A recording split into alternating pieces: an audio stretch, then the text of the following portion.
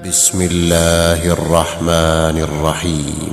سبح اسم ربك الأعلى الذي خلق فسوى والذي قدر فهدى والذي أخرج المرعى فجعله غثاء أحوى سنقرئك فلا تنسى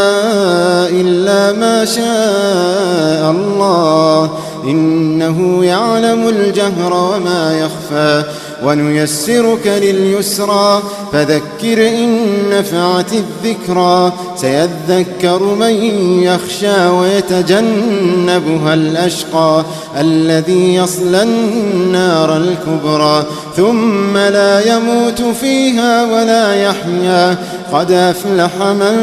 تزكى وذكر اسم ربه فصلى بل تؤثرون الحياة الدنيا والآخرة خير